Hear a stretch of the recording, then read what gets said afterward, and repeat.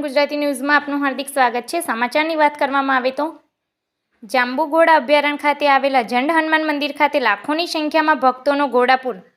જાણવા મળતી માહિતી મુજબ શ્રાવણ મહિનાનો છેલ્લો શનિવાર હોવાથી ભક્તોનો ભારે ઘસારો જોવા મળતો હતો।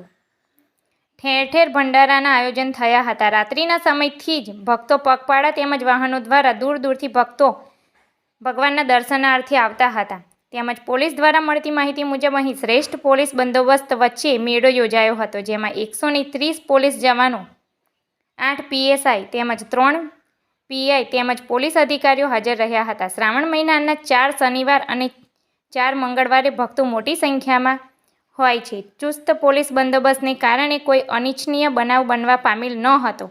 આમ તંત્રએ હાશકારો અનુભવ્યો હતો।